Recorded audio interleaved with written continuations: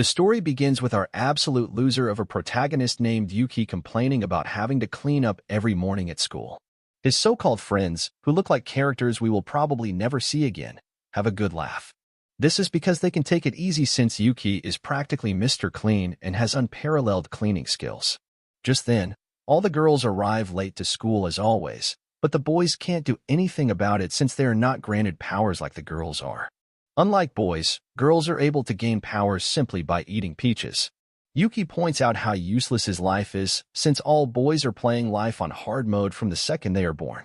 Our boy Yuki finds ways to make himself useful, though, as one of his buddies asks him to fix a button on his suit, like guys tend to do.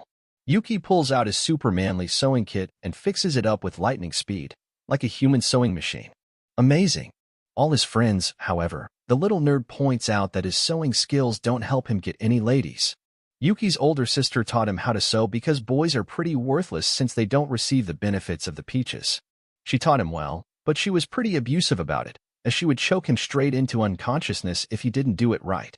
Yuki's side character friend wonders about his sister, but he is told by the other little nerd that it's a sensitive topic. It's almost time for Yuki to start looking for a career, but he begins to wonder if that's all there really is to life. Between having to work a dead-end job and all that sewing he does, he will be a relentless dweeb forever. Yuki snaps out of this depressive state of mind and assures himself that there is something more out there, a place where he can make a difference without having to sew a single thing. Just then, the area becomes really foggy, and a strong gust of wind pushes him back. When the fog clears, Yuki realizes that it's his worst nightmare.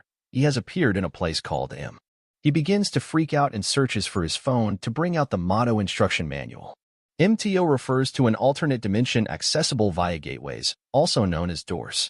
These doors suddenly appeared throughout Japan. Damage or injury sustained as a result of monsters known as Shuki entering their world, or civilians accidentally wandering into MAT, are referred to as M mishaps. This little history lesson is good and all, but what's really important is what he needs to do now.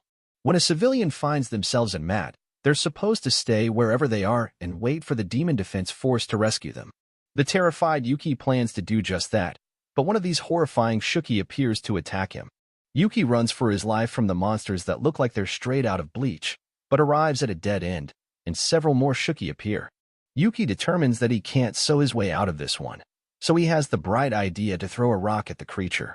This shockingly accomplishes nothing and just gets him mad. Yuki then imagines what his body would look like after getting sliced up by this thing. He won't be able to sew himself back together, but he explains that he doesn't want his life to end this way. The demon isn't listening to his concerns at all, as it's about to destroy him. But just then, he is saved by a girl riding on a Shuki. This girl calls him unlucky for getting attacked so fast and initiates a fight with all the other beasts. She slices a bunch of the low anime budget demons in half with her sword, but she sees that the Shuki she was riding just had its arms ripped off.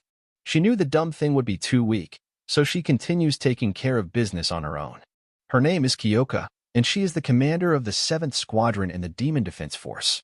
She tells Yuki to stay back, but he makes himself super useful by pointing out that things are getting worse by the second. Kyoka takes control of one of the Shuki by putting a chain around its neck, and the two get out of there. They are chased soon after, but Himari, Nei, and Shushu arrive to back up their commander. They report that there are no other survivors, so Nei checks their surroundings again. She finds that a horde of the low-effort monsters is approaching quickly. So, Kyoka tells them to handle it while she takes the boy to safety. The girls instantly handle business as Himari does her best impression of Mega Man and transforms her hand into some kind of Gatling gun to put a bunch of holes in the demons. Shushu won't be outdone though and shows off her ability to grow into a giant like she's one of the Avengers. It becomes pretty apparent to Yuki that of all the girls that are able to get power from peaches, these girls are the cream of the crop. Yuki has only heard rumors about the Demon Defense Force, but seeing them in action now amazes him. The girls finish up the hollows from Bleach, and we see that they found an unconscious boy. They assume that their commander made it back to the dorm already, so they decide to go and check if the last site has been cleared before heading home. The little boy wakes up, but instead of being grateful for them saving him, he just looks around for his sister. Elsewhere, we see that the commander hasn't made it back yet, and she is busy reminding Yuki about the most important rule when a civilian finds himself in a map mishap. They're supposed to keep their mouths shut. Just then, they must stop as they come across a girl that Yuki remembers seeing just before going through the gate. This girl is just about to learn an important lesson from gravity, but luckily she is saved by Kyoka. Kokoshuki's slave is way too slow, so they have to abandon it, and she begins fighting all the demons chasing them. Yuki bravely protects the girl, but he must be saved as well. Kyoka quickly raises a barrier and tells them not to wet themselves, but the demons are beginning to break through. Things are looking bad, even for Kyoka, and she begins to think about how she got stuck with a lousy ability. A look into the past shows some girls gossiping about her. She is known for being strong, but her ability sucks, and they are certain she will never be Supreme Commander. Koga is determined to prove those dumb girls wrong and vows to one day rule over all the commanders. Time is running out, and she thinks about doing something crazy. She has never tested her ability on a man before, so she has a serious decision to make. She tells Yuki that she needs something from him in order for them to escape. So, of course, the little dweeb is eager to do whatever it takes to survive. He doesn't get what he expected, though, as Kyoka informs him that he's going to be her slave. The process seems like it might be a little risque. However, as Kyoka tells the little girl to get out of the way and close her eyes, Ioka explains that if Yuki had enhanced strength, they would have a shot at making it out of there alive. Yuki can't believe that she wants him to fight the demons, but Kyoka manhandles him and reminds him that he said he would do whatever it takes. She then explains that it's time for him to bow down to her. These words hit Yuki like a truck, and despite never even having touched the girl before, he reacts on instinct. Yuki holds her finger out to him, and for some strange reason, his instincts tell him to lick it. The second his disgusting tongue touches her probably dirty finger, chains of energy surround him. Immense power bursts out of his body, and Yuki transforms into a crazy-looking demon. He looks way more powerful now, and Kyoka is amazed to see that it actually worked. The other girls arrive and are shocked to see that their commander turned him into her slave. Yuki is insanely powerful as he slices right through a demon, and things have worked out way better than Kyoka could have imagined. Kyoka mounts him and commands him to show her what he's got. Yuki then starts ripping all the demons to shreds like a boss, flying through the air and slicing right through all of them like they don't even exist. Kyoka throws in some commands for good measure, and she is stunned by how fast he is. Kyoka reunites the little siblings, but everyone is startled when the demons start doing some reuniting of their own. The giant lump of demons becomes a huge demon, so Kyoka orders the others home so she can take care of business with Yuki. She commands him to crush the giant, so Yuki bursts right through the little rock it was carrying. He dodges all of its attacks and trims a bit off the top of the demon's body. The thing blows up in a huge way, leaving all the girls that apparently haven't left yet to wonder who in the world this guy is. Kyoka ends her ability and reverts Yuki back to his very average and plain self. Kyoka declines the other girl's offer to return home like a jerk because she needs to have a very important and secret conversation with her new toy. She reveals that he surprised her as she never would have guessed that an average Joe like him had it in him to turn into such a beast. She wants to make his job as her slave a permanent arrangement, but that statement alone makes her boy speechless. Before any of that, though, there's an important caveat to her ability. She wasn't kidding, as she plants a kiss right on Yuki's face. She pretty unfairly calls him a pervert and explains that this is the price of her ability. Since she is the master, she must, without exception, compensate her slave with a reward. As if that weren't crazy enough, the reward must be one that equals the work her slave does each time he carries out a task. Yuki's heart is pounding out of his chest, and he can't believe that his reward was a kiss. Kyoka explains that he worked really hard out there and shockingly offers to give him another kiss. Yuki freaks out as she has given him plenty to dream about already and declines the offer. He does probably the most awkward thing anyone can do at this moment and accidentally hits her in the face. Kyoka sympathizes with him and explains that she wasn't expecting the situation either. When the Shuki were her slaves, they only wanted slices of pork as a reward. Yuki, on the other hand, is a disgusting pervert, and she reveals that in these moments, her body moves automatically regardless of how she feels about it. It's the price she must pay for her ability, so she plants another kiss on him. Afterwards, Yuki makes the dumbest-looking face as he is still stunned to have just had his first kiss. Kyoka gets really serious as she explains that if even just one of the Shuki were to appear in the real world, there would be dozens of casualties. Her goal is to become Supreme Commander and exterminate the vile creatures for good. The current Supreme Commander is a loser, though, and far too lenient. With Yuki's help, she is sure that she can reach her goal, so she insists that he works for her. Yuki surprises absolutely no one when he reveals that he isn't good at stuff like sports or academics. All he is confident in is his ability to be a maid and keep a house sparkling clean. That isn't a problem for Kyoka, though, as she is all for a dude that knows how to clean. Aside from that, though, Yuki showed a lot of bravery when trying to save the girl, even though he was just being a meat shield. Kyoka thinks he isn't too bad for a guy. So, Yuki finally finds some courage and declares that he wants to be a hero. In M, Yuki only has a life of monotony and mediocrity waiting for him in the real world. In this world, though, he can turn into a monster that looks like something from a cross between Pokemon and Bleach. For the first time ever, he feels like he can avenge his sister's death. Most importantly, though, the little perf says it will all be worth it as long as he gets his reward from Kyoka. Soon after, they go to the Demon Defense for Storm. Yuki passes through the barrier and prepares to become a prestigious member of the force. Yuki enters with a completely new outlook on life. He is a totally different man now, and he confidently stands before the girls, awaiting his introduction. The girls just wonder who the nerd is, though, and Kei just introduces him as the caretaker. She explains that during battle, he will be her slave, but at the dorm, he is the girl's caretaker. Some of these girls have never even seen a boy before, but Kyoka explains that they're all very skilled fighters. They all have colorful personalities, though, so their caretakers don't usually stick around for long. Yuki is the perfect fit, though, because he is as dull as it gets, and he is great at cleaning. Yuki is furious since he thought he was going to be on the Demon Defense Force, but Kyoka explains that men are not allowed to join. She instructs the girls to make him feel at home, so they waste no time in telling him to do chores.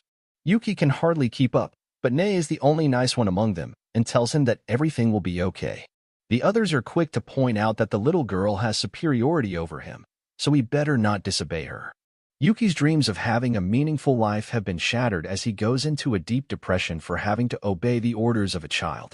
Things might not be so bad, though, as Kyoka kindly welcomes him to the squadron. Sometime later, Yuki proudly finishes up doing his cleaning thing, but thinks about how the scenery doesn't look so great in MTO. Just then, a Shuki that thinks it's being sneaky tries to attack Yuki.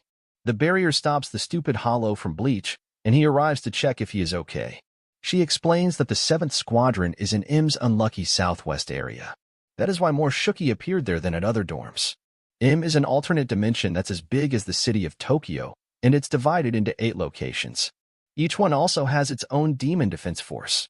Nei considers herself his teacher, but Yuki isn't sure if he can get used to a child being his superior. Yuki ignores that for the moment as he wonders if they should do something about the Shuki that's just been hanging around there awkwardly. But Nei explains that it's just a small fry, and they can just ignore it. Himari doesn't agree with her, apparently, as she goes all Mega Man on the Shuki and lights it up with her Gatling gun. Yuki is upset that she almost hit them, but Himari points out that if she wanted to hit him, he would already be filled with bullets.